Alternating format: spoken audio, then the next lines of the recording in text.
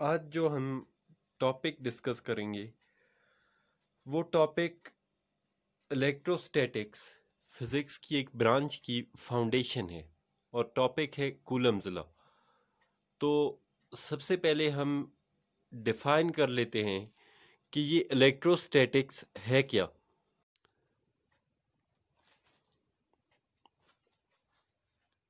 Electrostatics कहते हैं study of charges at rest को। और जब भी हम चार्जेस को रेस्ट में स्टडी करें तो हम दो ही लॉज को यूज़ करते हैं, जो कि हैं कूलम्स लॉ और गाजेस लॉ। और फंडामेंटल लॉ हमारे पास है कूलम्स लॉ, जिसको हम डिफाइन कर सकते हैं।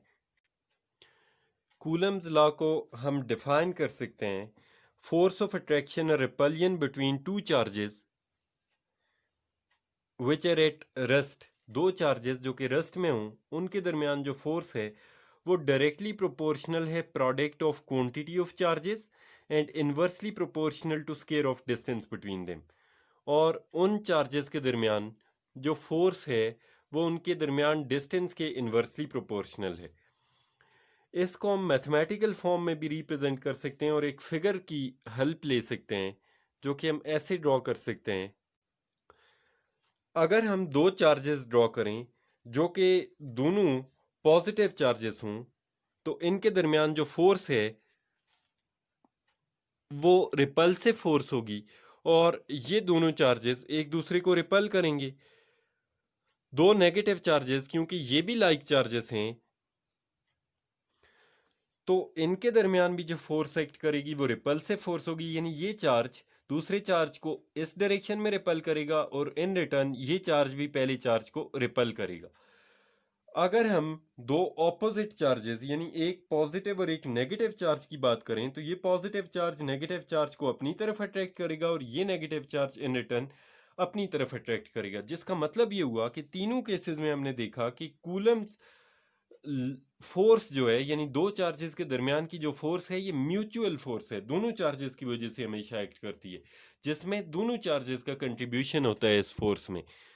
और तीनों केसेस में हमने एक और पॉइंट नोट किया कि तीनों केसेस में चाहे वो दोनों पॉजिटिव चार्जेस हों दोनों नेगेटिव या फिर दोनों ऑपोजिट चार्जेस हों, हमेशा ये जो फोर्स है ये ऑपोजिट डायरेक्शन में होती है दोनों चार्जेस की।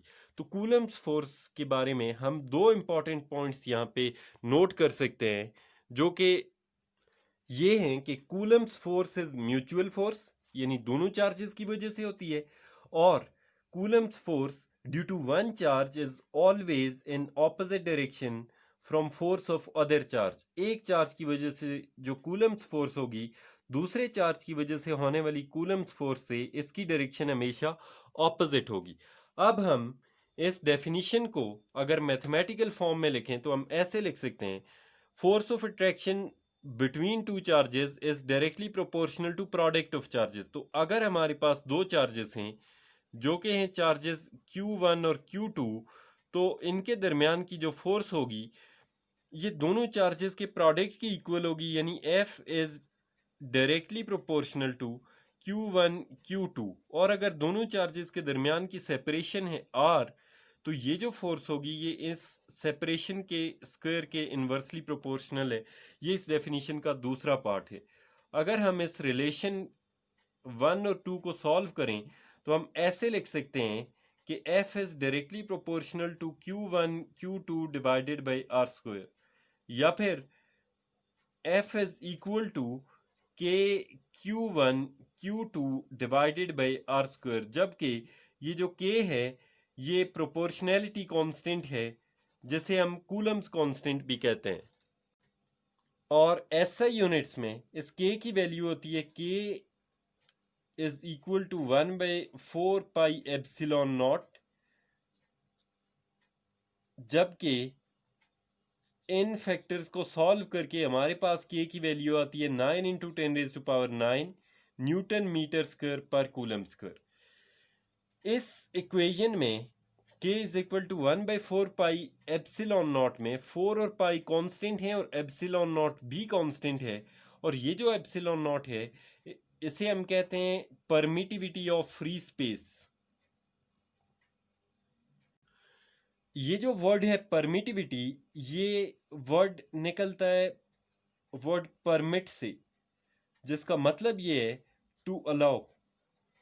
तो वर्ड परमिट का मतलब ये है कि टू अलाउ के एयर या फिर फ्री स्पेस दो चार्जेस की फोर्सेस को कितना परमिट करती है। जैसे ये दो हमने चार्जेस रखे हुए हैं, इनके दरमियान डिस्टेंस है, तो हमें पता है इनकी फोर्सेस एक्ट करती हैं।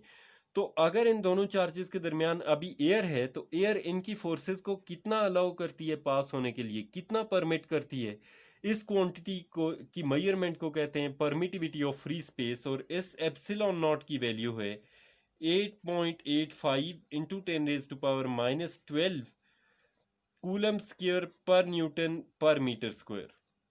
तो जब इस एप्सिलॉन नॉट की ये वैल्यू हम यहाँ पे पुट कर दें, तो के की वैल्यू आएगी 1/4 इंटू पाई की value 3.14 into 8.85 into 10⁻⁻12 coulomb square पर न्यूटन पर मीटर स्क्वायर। जबकि इन फैक्टर्स को जब हम सॉल्व करते हैं तो हमारे पास वैल्यू आती है 9 इंटू 10⁻9 न्यूटन मीटर स्क्वायर पर कूलम स्क्वायर। यूनिट्स के साइन चेंज हो जाएंगे। तो ऐसे हमारे पास के की ये वैल्यू आती है।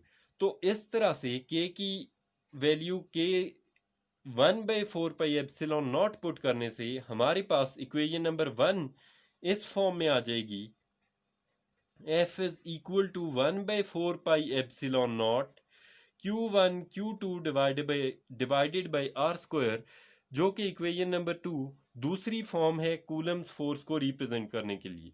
तो एक इक्वेशन नंबर 1 में है और दूसरी फॉर्म हमारे पास इक्वेशन नंबर 2 में है, जिससे हम कूलम्स फोर्स को रिप्रेजेंट कर सकते हैं। क्योंकि कूलम्स फोर्स एक फोर्स है और फोर्स की हमेशा डायरेक्शन होती है, विच मीन्स कि ये एक वेक्टर क्वांटिटी है, तो हम एक सिंपल फिगर से कूलम्स लॉ को वेक्टर फॉर्म में लिख सकते हैं। अगर हम एक फिगर ड्रॉ करें जिसमें हमारे पास दो चार्जेस हैं, लेट्स से कि हम थोड़ी देर के लिए कूलम्स फोर्स में सिर्फ Q1 का कंट्रीब्यूशन लेते हैं कि चार्ज Q1 Q2 पे फोर्स लगाता है, और चार्ज Q2 पे जो फोर्स लगाएगा इसको पुश करेगा, और लेट्स से कि ये जो फोर्स है ये है F21। तो फिर हम इस फोर्स को लिख सकते हैं F21 is equal to 1/4 pi epsilon naught Q1 Q2 divided by are square. और अगर हम वेक्टर फॉर्म लिख रहे हैं तो फिर हमारे पास राइट हैंड साइड पे इस मैग्नीट्यूड को वेक्टर बनाने के लिए, यानी इसको वेक्टर फॉर्म में लिखने के लिए कोई एक यूनिट वेक्टर होगा जो कि हमें इसकी डायरेक्शन बताता है। लेट्स से कि वो यूनिट वेक्टर है R21। अब क्योंकि हमने स्टार्ट में डिस्कस किया कि कूलम्स फोर्स एक म्यूचुअल फोर्स है, यानी दोनों चार्जेस की वजह से होती है, तो इस तरह से Q2 भी इन रिटर्न फोर्स लगाएगा Q1 पे, और लेट्स से कि Q2 चार्ज जो Q1 पे फोर्स लगाता है वो है F12। तो फिर हमारे पास ये जो फोर्स होगी F12 ये इक्वल होगी 1/4 pi epsilon naught Q1 Q2 divided by are square और R12 यूनिट वेक्टर। जबकि जो R12 यूनिट वेक्टर है इस फोर्स F12 की डायरेक्शन बताता है हमें। क्योंकि वेक्टर्स का ये सिंपल रूल है कि अगर आपने ये एक वेक्टर ड्रॉ किया है A, तो एक और वेक्टर अगर आप ड्रॉ करते हैं इसकी ऑपोजिट डायरेक्शन में, तो आप इसको लिखेंगे -A। इसी वेक्टर को अगर आप डायरेक्शन रिवर्स करके ड्रॉ करेंगे तो आप लिखेंगे -A। तो हमारे पास यहाँ पे दो यूनिट वेक्टर्स हैं, एक है R12 जो कि हमारे पास डायरेक्शन बताता है फोर्स F21 की, और दूसरा वेक्टर है R21 जो कि हमें डायरेक्शन बताता है दूसरी फोर्स की। ये है वेक्टर R12 जो कि हमें फोर्स F12 की डायरेक्शन बताता है। तो क्योंकि दोनों वेक्टर्स एक दूसरे के ऑपोजिट हैं, तो हम यहाँ पे लिख सकते हैं कि R12 जो यूनिट वेक्टर है ये इक्वल है -R21 यूनिट वेक्टर के। तो अगर हम R12 की जगह ये वैल्यू पुट कर दें तो आपके पास इक्वेशन क्या बनेगी, F12 is equal to 1/4 pi epsilon naught Q1 Q2 divided by are square minus R21 unit vector. इस माइनस साइन को अगर आप स्टार्ट में लिख लें तो फिर आप इस फोर्स को लिख सकते हैं 1/4πε0। ये माइनस साइन को हमने स्टार्ट में लिखा है, तो Q1 Q2 divided by are square R21। अगर थोड़ी देर के लिए माइनस साइन को छोड़ के हम इक्वेशन ए को देखें तो फिर हमारे पास ये एग्जैक्ट इक्वेशन ए बनती है 1/4πε0 1/4πε0 Q1 Q2 divided by are square Q1 Q2 divided by are square R21 unit vector, और ये है R21 यूनिट वेक्टर।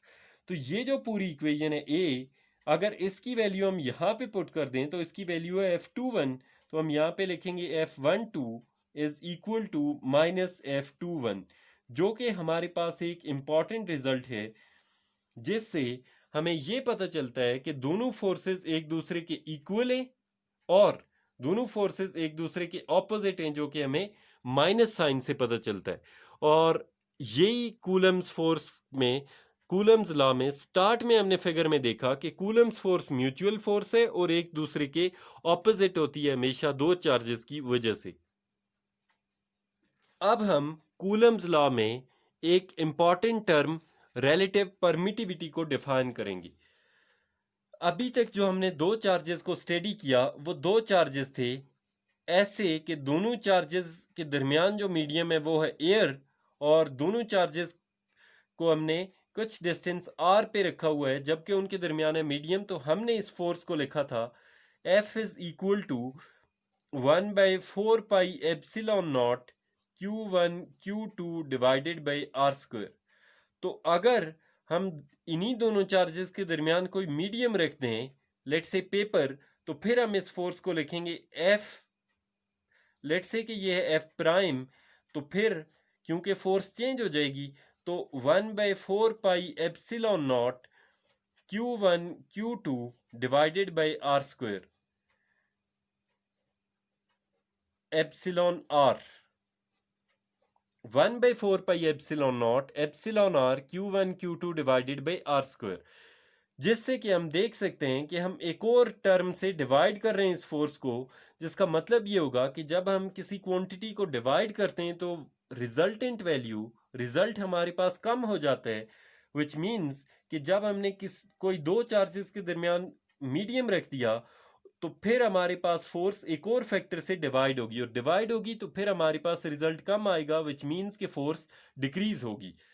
ये जो एप्सिलॉन आर है इसे कहते हैं रिलेटिव परमिटिविटी, और इसको डिफाइन करने के लिए हम इक्वेशन नंबर 1 को इक्वेशन नंबर 2 से डिवाइड कर सकते हैं। यहां से हम देख सकते हैं कि एप्सिलॉन आर क्योंकि दो फोर्सेस के दरमियान रेशियो है तो फिर हमारे पास ये एक यूनिट लेस क्वांटिटी होगी, इसकी कोई यूनिट नहीं होगी, ये एक डायमेंशन लेस क्वांटिटी है। तो एप्सिलॉन आर की जो भी वैल्यू आएगी इससे हमें क्या पता चलेगा, फर्ज करते हैं हम इस फॉर्मूले को लेके एप्सिलॉन आर को सॉल्व करते हैं और हमारे पास इसकी वैल्यू अगर 2 आती है तो इससे हमें क्या पता चलेगा। अगर आपने एयर मीडियम रखा है पहले चार्जेस के दरमियान तो हमारे पास फोर्स की कुछ वैल्यू होगी, फिर हमने पेपर रख दिया, फिर हमारे पास फोर्स की वैल्यू आएगी। तो एप्सिलॉन आर हमें ये बताएगा, इसकी वैल्यू से हमें ये पता चलता है कि जब दो चार्जेस के दरमियान अगर मीडियम रख दिया हमने तो फिर अगर इसकी वैल्यू 2 है इट मीन्स कि उस वक्त फोर्स डबल हो गई है उस जबकि हमने एयर रखी थी। यानी जब आपने पेपर रख दिया तो जब उस पेपर को रिमूव किया तो एयर रखी मीडियम, तो उस वक्त इन केस ऑफ एयर वो फोर्स डबल हो गई है, यानी पेपर के होते हुए वही फोर्स हमारे पास हाफ वैल्यू दे रही थी।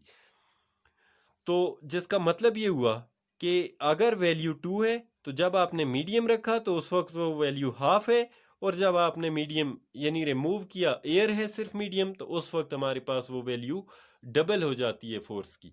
तो ये था कूलम्स लॉ और इससे रिलेटेड एक इम्पॉर्टेंट टर्म रिलेटिव परमिटिविटी।